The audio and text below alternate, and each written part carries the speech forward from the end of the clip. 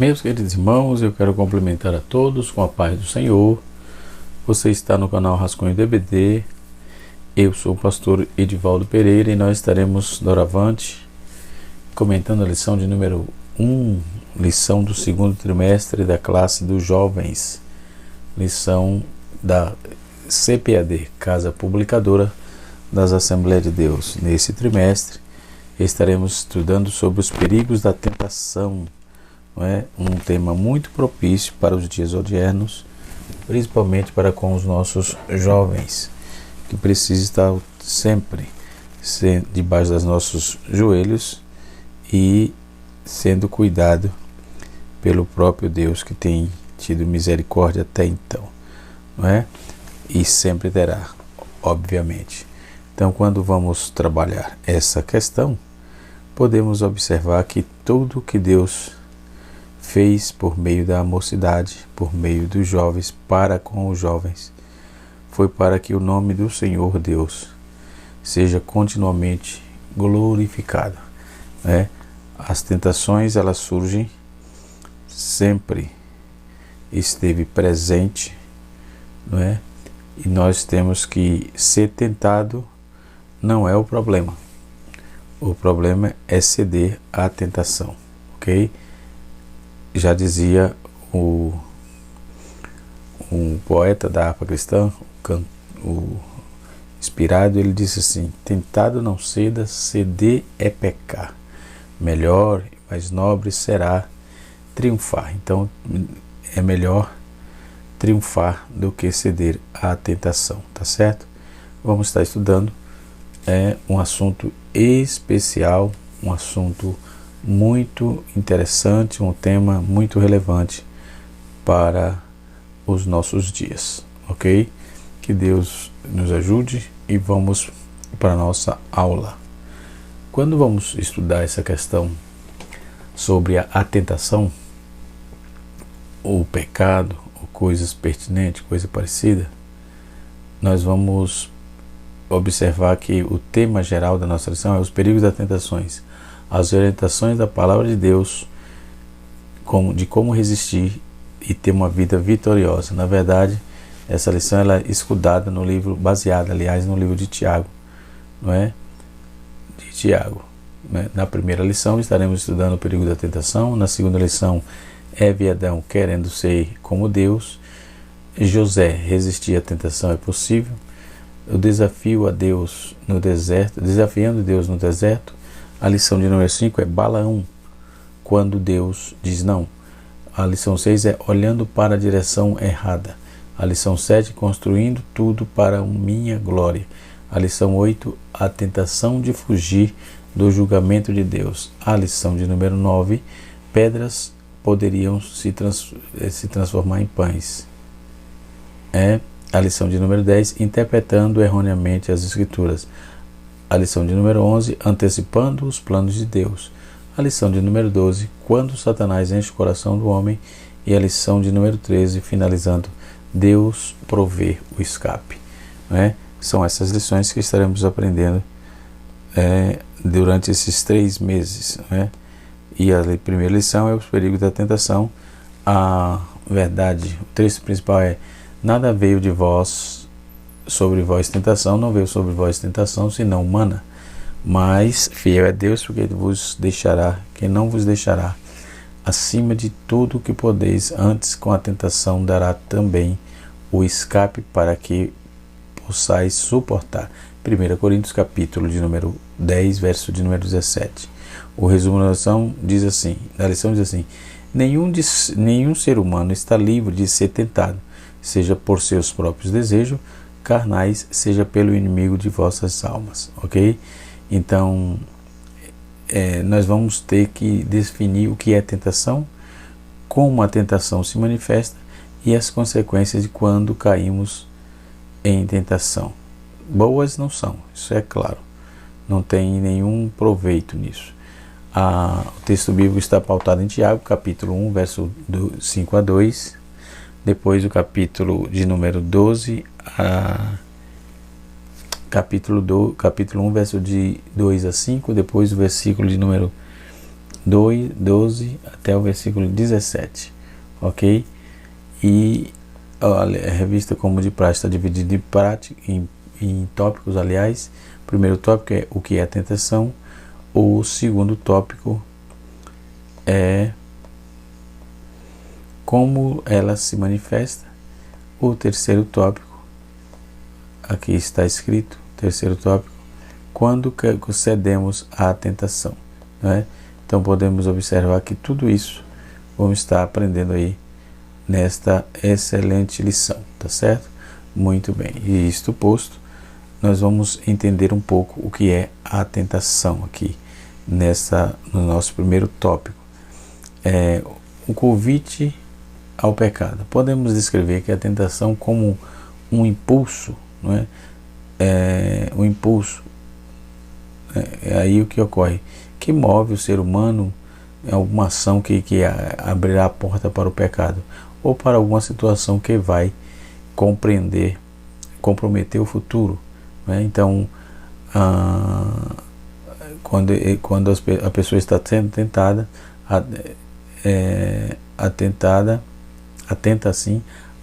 quando a pessoa está sendo tentada, a tentação não é pecado, mas é um convite a ela. Então, uma pessoa que passa por um momento de tentação tem que escolher ceder ou não, não é? Então, subjugando aí a sua própria vontade,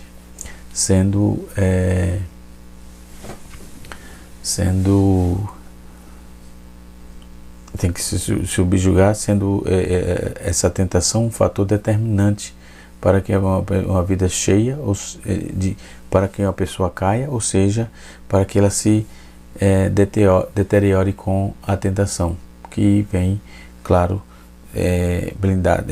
ladeada do pecado, obviamente, entendeu?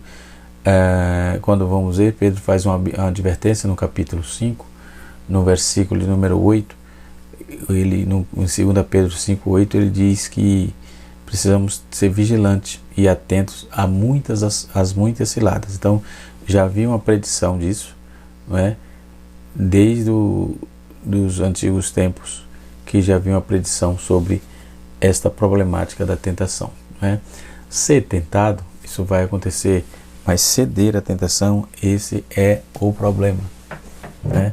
Com isso não podemos, não temos muita desculpa, não temos desculpa, porque nós temos um Deus poderoso, um Deus que nos guarda, um Deus que nos livra, e quando isso cai, você cai em tentação, ou tentado você vai ser, até o próprio Cristo foi,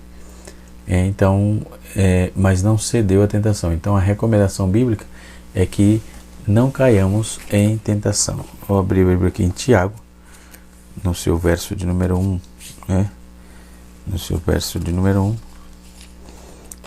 verso 2 a 5, diz assim: meus irmãos, tende como motivação para obter sua completa alegria as situações passageiras de diversas provações, né? Aí o versículo 3 diz assim: pois não sabeis que a prova qualificada da vossa fé produz a paciência, porque a paciência deve agir para completar a sua obra perfeita, né, para que sejais maduros e completamente íntegros, sem que nenhum item nos falte. Versículo 5: se alguém entre vós tem falta de sabedoria, peça a Deus, né? Peça a Deus que a todos concedem generosamente, sem negar-lhe nada, e se lhe há dado. Então é de graça, né? Generosamente aqui é gratuito, não há cobrança de sabedoria. Deus é um Deus sábio e quer que seu povo também seja sábio. O heroísmo diz assim: a tentação é uma oportunidade de fazer uma coisa boa do jeito errado. É bom tirar nota alta numa prova da escola, mas é errado conseguir isso colando, né? Então é bom pagar as contas, mas é errado roubar para fazer esses pagamentos. O Warren Wiersbe vai trabalhar, diz isso, né? Então, quando vamos ver qual é o cenário invisível que temos, Deus, ser humano, Satanás e o pecado. O que é tentação? É um convite ao pecado, uma proposta para satisfazer algumas necessidades, né? Uma forma de provar se cremos que Deus é suficiente para nós. A tentação não resistida faz com que a pessoa caia de Deus, de onde Deus o colocou. Então, se Deus te colocou em lugar de destaque, se você ceder à tentação, você vai perder esse lugar, certo, jovem? Como ela se manifesta? Porque a ação de Satanás por uma ação de Satanás focada em nossa necessidade, focada em algo que não precisamos. Quando cedemos à tentação? Quando perdemos a comunhão com Deus, comprometemos aí o nosso futuro. A tentação é humana, né? Então podemos ouvir, nunca ouviu falar a palavra tentação? É uma pergunta. Ela muito faz parte do nosso vocabulário, mas tanto para os cristãos quanto para as pessoas que não professam o cristianismo, há um entendimento de que existem situações na vida que as pessoas que se mostram como verdadeiras vantagens temporárias, mas que depois que se tornam como um artifício para aprender pessoas em práticas que vão aí para escravizá-la. Uma das prerrogativas da vida cristã é a convivência neste mundo de uma forma que é de vida, separada aí das coisas do mundo. Então, sem contaminação com o pensamento e as práticas do sistema pecaminoso que se apropria aí da humanidade. E a esse estilo de vida separado das coisas do mundo chamamos de santidade, que Deus nos chama para ser santo, pois a santidade é um dos seus atributos, e a Ele se espera que sejamos aí separados, santos neste mundo. Sabemos que ter uma vida santa é de suma importância. Então a tentação, o alvo da tentação é nos tirar do foco de Deus, né? Mas ser tentado não é o problema, como já dissemos e vamos estar repetindo sempre. O problema é ceder à tentação. Qual é o cenário invisível? Vamos começar falando do mundo invisível, né? Dos bastidores das coisas das quais a tentação se inicia e que não é visível para nós. Há pelo menos 3 personagens que se destacam nesse cenário: Deus, o homem e Satanás. Então, dentro desse cenário invisível, essas 3 pessoas, essas 3 personagens estão dentro desse cenário. Então, esses personagens são importantes em nossos estudos, pois Deus, o Todo-Poderoso, criou o homem, a coroa da criação. Satanás tentou o homem, que se rebelou contra Deus. As consequências dessa rebelião são vistas nos dias de hoje, né? Então Deus é o primeiro personagem manifesto nas Escrituras. Ele é criador de todas as coisas, é doador da vida. Pela sua palavra tudo que existe foi feito, não é? Então o homem foi criado também sem qualquer ajuda tudo que ele fez foi sem qualquer ajuda do homem. Deus se encarregou de criar o homem, deu-lhe um lar, um trabalho a fazer e se comunicava com ele, ofertando-lhe uma proteção, provisão e comunhão. Proteção, provisão e comunhão. Foi o que Deus ofertou ao homem, né? O Senhor decidiu revelar a si mesmo para a sua criação, de tal forma que a humanidade, mesmo obscurecida pelo pecado, não pode dizer que não há como saber da existência de Deus, né? Ou do seu caráter, ou da forma como ele se revela, pois ele se revelou em sua palavra, ok? Então o Arnegrud comenta que todas as pessoas de qualquer lugar têm uma profunda intuição íntima de que Deus existe, de que são criaturas de Deus e que Ele é o seu Criador. Então Paulo diz que mesmo os gentios descrentes tinham conhecimento de Deus, mas não honravam a Deus, como nem lhe eram gratos, né? O Arnegrud, no seu livro de doutrinas bíblicas, né? Ou seja, teologia sistemática, ele comenta isso.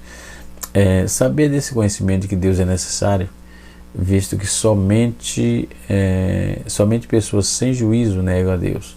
Diz o Nécio, está escrito no texto, Nécio é sem juízo, não a Deus. Então há só, ainda quem só negue dentro de si, em seu coração, sem expressar para outras pessoas, são tidas como tolas, né?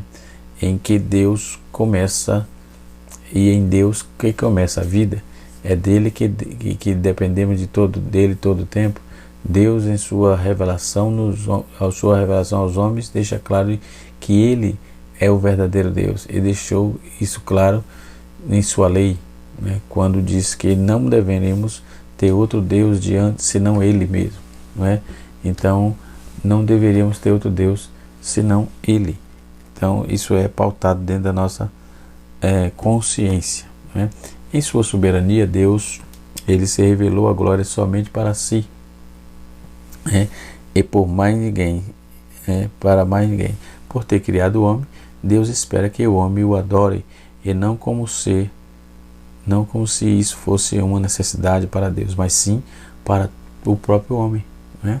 Quando o homem adora a Deus, deve fazê-lo por sinal de gratidão, e para que não se perca, corrompendo aí em adoração aos deuses de seu próprio coração inventa, né?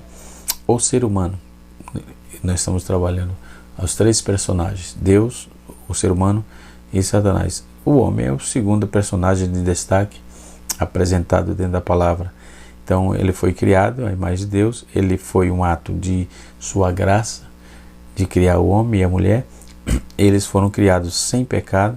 Ao criar o homem do pó da terra, o Eterno colocou no jardim do Éden para garantir, para guardar e lavrar. Então a palavra de Deus nos diz que Deus nos criou por sua glória, para a sua glória. Então essa é uma declaração importante que foi apresentada, que apresenta aí o propósito de Deus na criação. Apresenta o propósito de Deus na criação. E o Arnegrud volta a comentar quando ele diz assim: com essa compreensão da doutrina da criação, o homem traz resultados, a criação do homem traz resultados bastante práticos. Quando percebemos que Deus nos criou para glorificá-lo, é que podemos agir a fim de cumprir esse fim. Então, começaremos a experimentar, desculpe a tosse, tá? Meio gripado. A experimentar uma intensidade de alegria no Senhor antes de nos conhecermos, né? Antes não conheceríamos isso. Quando crescemos, quando acrescemos isso, a compreensão que o próprio Deus se deleita com a nossa comunhão com Ele, então nessa alegria se torna inexprimível a palavra a plena de glória celeste, enfim. Então a parafrase ampliada do autor trabalha dentro dessa proposta aí. O Arnegrud trabalha isso aí. A voz de Deus não é de um homem. Atos capítulo 12, versículo 22. O mesmo instante, o anjo do Senhor feriu por ele não haver dado glória ao Senhor. Então, quando diz a voz do povo e a voz de Deus, isso não procede.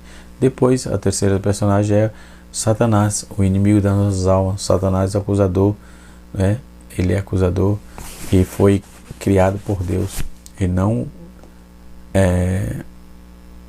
foi criado por Deus. Ele não foi criado como Satanás, mas se tornou assim que decidiu que seria semelhante ao Altíssimo. Então, observe que todas as demandas dentro de uma proposta de que Deus, por sua infinita misericórdia, não é? Trabalha na vida do ser humano, na vida do homem, não é? Então podemos observar que por muito, Deus tem guardado as nossas vidas. Deus tem nos guardado da tentação. Deus tem nos guardado do pecado. Deus tem nos guardado, mesmo nas nossas fraquezas. Deus tem tido misericórdia de nós, né?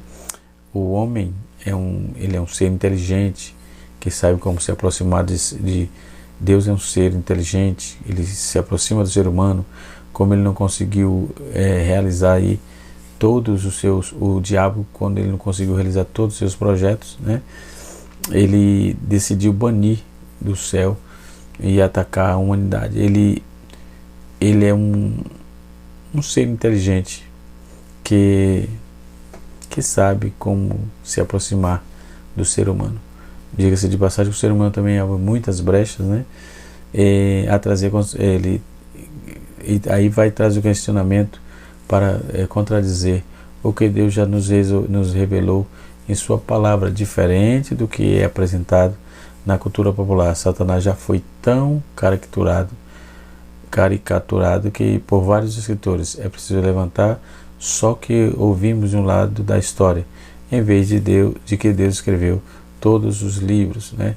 Mark Twain, ele comentou: não podemos reverenciar Satanás, por isso seria inconveniente, mas podemos ter pelo menor respeito aos seus talentos, né?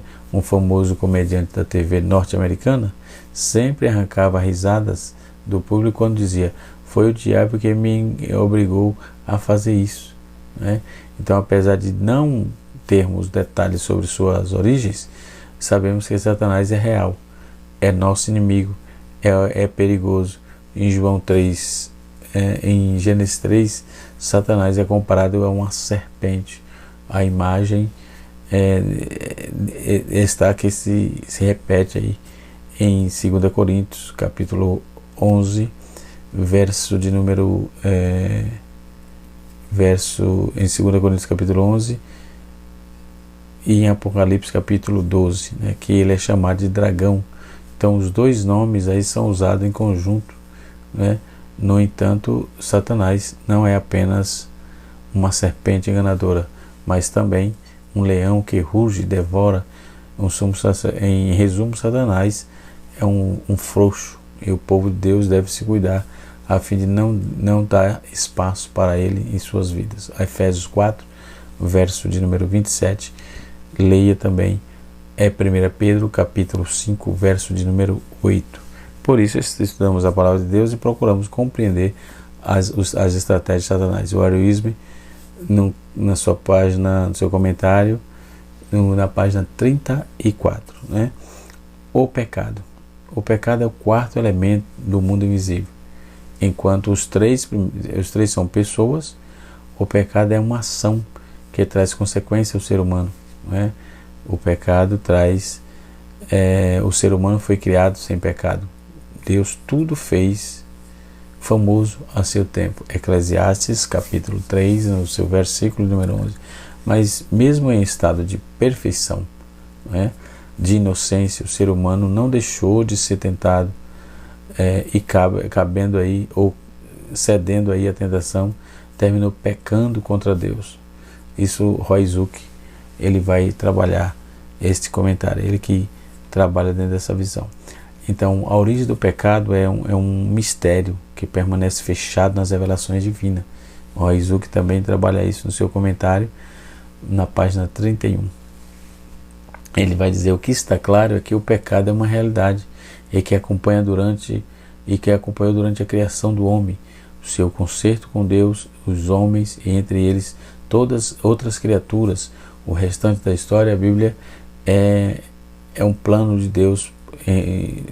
O restante da história bíblica é um plano de Deus por meio do qual essa alteração pode ser vencida, né? E os propósitos originais divinos do homem, que ele tem domínio, né? Tem domínio sobre todas as coisas, ou seja, estabelecida, ok? E o que é tentação? É o convite ao pecado, né? Podemos descrever a tentação como um impulso, um incentivo que move o ser humano a alguma ação que abrirá a porta para o pecado, ou para alguma atuação, alguma situação que vai comprometer o seu futuro e sua comunhão com Deus. Então a tentação se dá tanto para com aqueles que creem em Jesus e que já foram transformados por Ele, como também para aqueles que não foram alcançados, né? Isso já tratamos no início do vídeo. Isso Bonhoeffer, ele vai trazer essa visão quando ele diz que Satanás não consegue fazer seu próprio Filho de Deus, não consegue fazer o próprio Filho de Deus cair. Ele persegue agora os seus membros com toda a sua sorte de tentações. Então, a ideia do diabo é estar perseguindo sempre, né? Uma proposta aí para satisfazer todas as necessidades. Como todos os seres humanos possuem necessidades físicas, emocionais, espirituais, então o diabo veio com a proposta. Toda tentação tende, de forma inicial, buscar preencher essas lacunas, não é? Então pode ser o desejo desfreado por um tipo de comida, um objeto ou um bem, um gasto financeiro não adequado e não planejado. E ainda por status, posições, ou mesmo pelo buscar um relacionamento com outra pessoa. Aí a lista ela varia de pessoas para pessoa. Então a tentação que se baseia na possibilidade de satisfazer uma necessidade lícita no caso, tenta mostrar que o ser humano pode se independente de Deus buscando suas satisfações. Isso é incentivo do diabo, ele que faz esse tipo de artimanha, tentando levar o homem a pensar que o homem vem sozinho, que ele não precisa de ninguém, que ele caminha sozinho, que ele pode se salvar, pode se perder, enfim, deixa o homem sem norte, né? Então a tentação é uma vitrine que fixa o olhar do ser humano. Ela direciona a pessoa a crer ou não crer em Deus é o suficiente para satisfazer as suas necessidades. Então quando uma pessoa cede à tentação, está manifestando uma forma de agir como se Deus não se importasse, né, com essas demandas, ou que ele não tivesse aí o poder de mudar a realidade de acordo com a sua vontade. Quando somos tentados e cedemos, mostramos aí que não podemos confiar realmente em Deus, né? Ele tenta aplicar, foi o caso de Eva e Adão, que se esqueceram que Deus lhe era suficiente, né?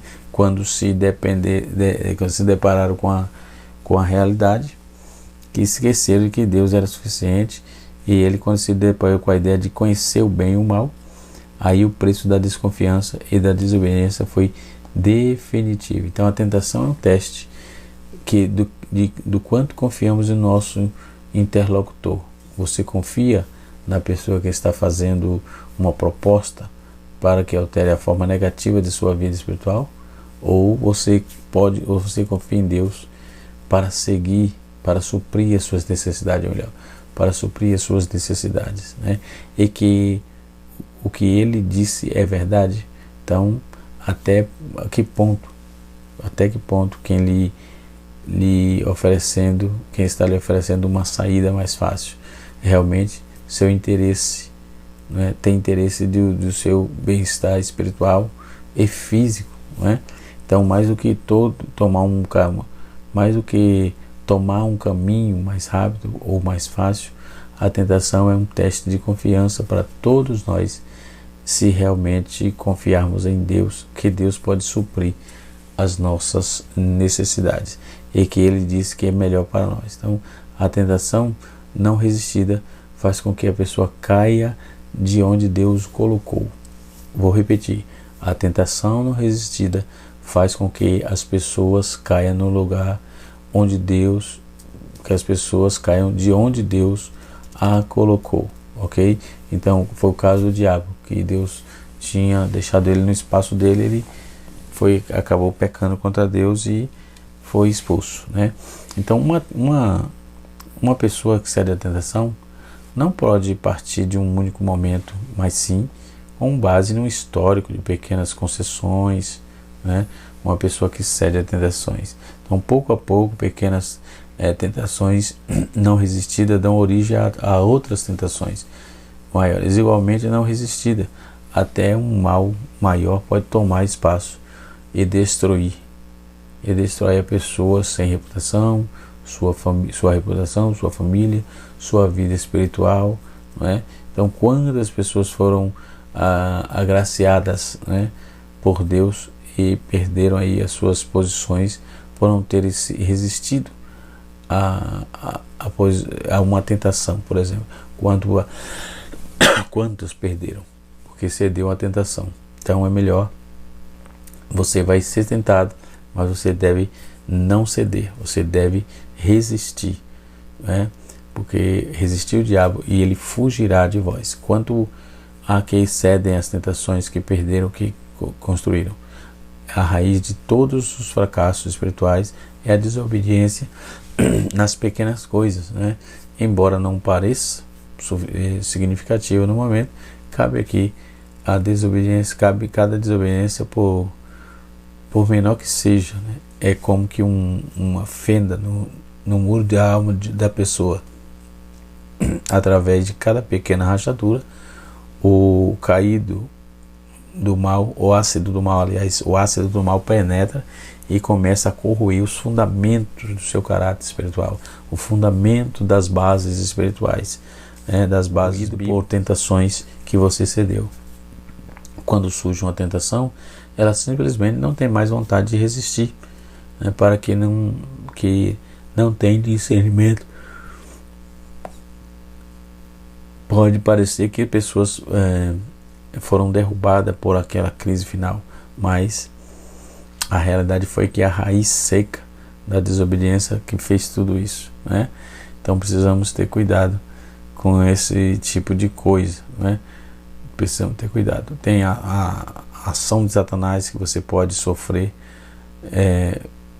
que você tem que focar, deixar de focar nas necessidades físicas, exceto as necessidades de carência específica, né? Tipo sede, água, a sede, fome, coisas assim, aí são necessidades básicas, mas outras coisas, todas as pessoas têm necessidade. Então essas necessidades pode ser um canal para a tentação e acabe se apresentando aí como uma solução prática e fácil, né? Então a tentação pode ter mais dinheiro, pode levar pessoas a comprometer sua vida financeira ou desistir de sua família, trabalhando com excesso, deixando de assistir as necessidades dos seus familiares. Que Deus em Cristo nos abençoe, que a boa mão de Deus esteja sobre nossa vida, que na próxima aula estaremos também em um assunto muito interessante, onde estaremos falando sobre Adão e Eva, que tentaram se esconder de Deus. Deus abençoe. Canal Rascunho DVD, ensinando para transformar vidas.